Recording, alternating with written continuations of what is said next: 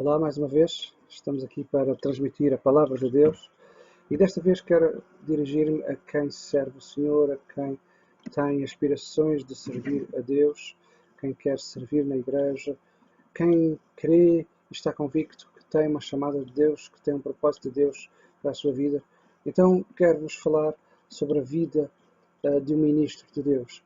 A vida de um ministro de Deus, ela não passa somente por pregar em cima de uma plataforma, em pregar em cima de um púlpito.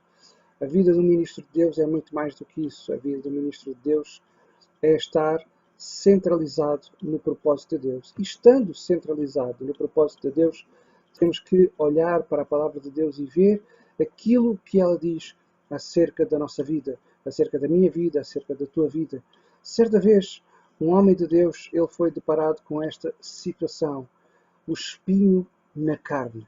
O espinho na carne de um homem que encontrou Jesus, um encontro sobrenatural, um encontro poderoso, um encontro com Jesus, caminho de uma, uh, de uma agenda. Ele tinha uma agenda, ele tinha um propósito humano, mas os propósitos de Deus são sempre mais altos que os nossos propósitos. Diz a Bíblia que os caminhos de Deus são mais altos que os nossos caminhos. E os pensamentos de Deus são mais altos que os nossos pensamentos.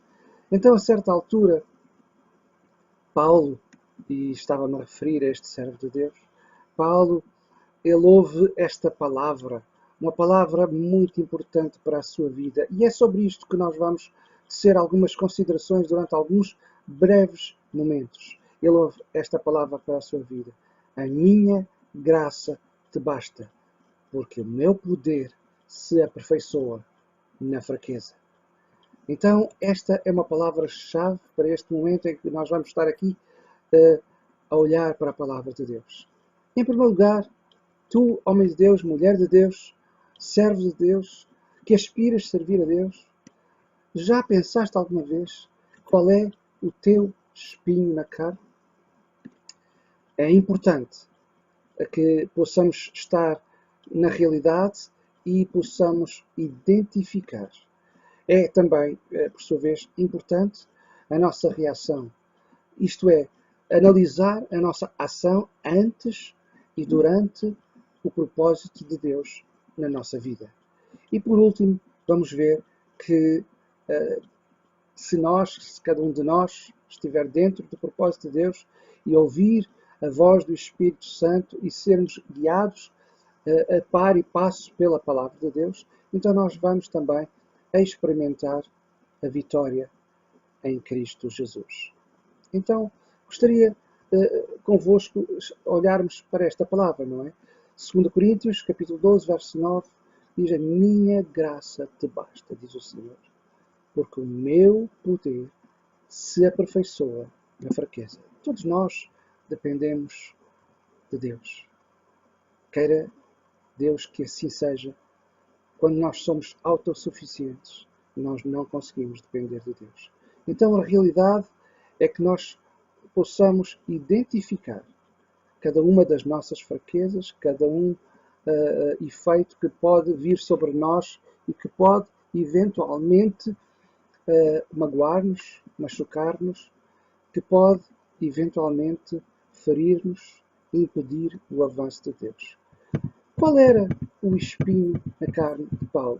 Na verdade, a realidade é que a Bíblia não o diz. Sabemos que Paulo era atormentado e que Deus não retirou este espinho. Sabemos pela palavra de Deus, pela história bíblica, que depois de Paulo ter uma visão gloriosa do paraíso, de ter uma experiência sobrenatural, veio o espinho na carne para que ele estivesse centrado naquilo que Deus queria para a sua vida. Eventualmente, cada um de nós já teve uma experiência sobrenatural, mas que não seja uma. Então devemos estar preparados. Preparados para que depois de uma experiência sobrenatural possa acontecer alguma coisa. Alguma coisa para que nós não fiquemos, de certa forma, vaidosos. Nós temos em todas as coisas, quer tenhamos experiências sobrenaturais ou não, temos que depender de Deus. Paulo pediu ao Senhor que retirasse este espinho na carne. Mas a verdade, a grande verdade, é que o Senhor lhe respondeu: a minha graça te basta, porque o meu poder se aperfeiçoa na fraqueza. Então, a verdade é que ninguém sabe, e efetivamente há várias suposições, há várias sugestões daquilo que poderia ter acontecido com este servo de Deus, com o apóstolo Paulo. Sabemos que, segundo os escritos, era de origem espiritual, porque está escrito que era um mensageiro, como que um mensageiro de Satanás, e tinha efeitos físicos, porque diz que havia alguma coisa que o tocava fisicamente. Não era bom, o espinho na carne que atormentava Paulo, e ele queria ficar livre. E sabemos que Deus permitiu esta situação. Por que é que Deus permite estas coisas?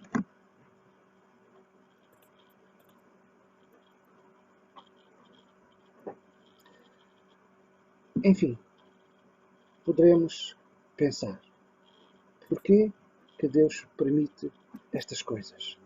Porquê? Às vezes nós pensamos: porquê é que Deus permite isto? Porquê é que Deus permite aquilo? Mas a Bíblia, embora não nos diga o que é que aconteceu na vida de Paulo, a Bíblia diz-nos que havia um propósito, havia um plano para a vida de Paulo. Então, Deus pega numa situação aparentemente má, numa situação que eventualmente nós poderíamos dizer que era uma maldição, mas não, é uma situação que Deus inverte e torna-se uma situação abençoada, uma situação, a bênção da proteção. Deus protege este servo de Deus. Então, há várias sugestões que nós poderemos falar, não temos a certeza de nada, mas os estudiosos falam, eventualmente, que Paulo poderia ter epilepsia, eventualmente poderia sofrer de depressão, que era por causa dos opositores, que era por causa da traição. Paulo sofria de infâmia e de traição. Ele pregou e muitos o traíram. Ele viu que Deus abençoou muitas vidas, mas também viu que muitas vidas o traíam. Poderíamos dizer, segundo o estudo de alguns investigadores, que Paulo também poderia estar debaixo, e durante muito tempo, debaixo de uma grande tentação ou opressão maligna, ou a versão mais aceite, que ele poderia eventualmente ter problemas de visão, devido a reumatismo, ou malária, ou nevralgia.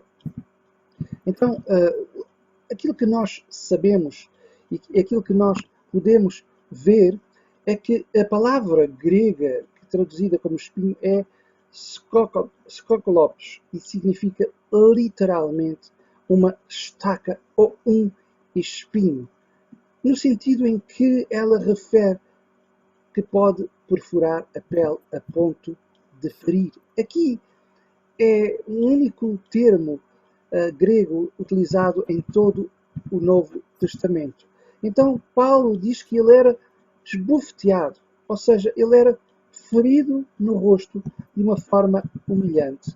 Então, Paulo, ele tinha um espinho, mas este espinho, aquilo que nós podemos dizer é que em todas as coisas existe um propósito de Deus, não é? Em todas as coisas existe a soberania de Deus. E para ti, que és servo de Deus, para ti que procuras servir a Deus, tens aspirações de servir a Deus, já identificaste o espinho? Já identificaste que, por exemplo, a família pode ser um espinho? Já identificaste que, por exemplo, a falta de recursos pode ser um espinho? Já identificaste que circunstâncias adversas ao teu redor pode ser um espinho? As acusações do passado, as acusações de um presente, as traições dos companheiros de ministério, as traições daqueles amigos que nós considerávamos amigos, as traições daqueles braços direitos que nós considerávamos braços direitos, a incredulidade daqueles chamados amigos? A luta entre as duas naturezas? A falta de saúde? Mas nós encontramos na palavra de Deus que o espinho na vida de Paulo fez com que Paulo dependesse mais ainda de Deus.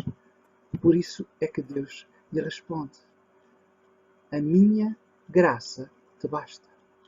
Isto é, nós podemos dizer para cada um de nós, nesta hora, neste tempo, e num tempo tão difícil que nós estamos a atravessar, o favor de Deus é suficiente para ti. A suficiência de Deus, ela é bastante para cada um de nós.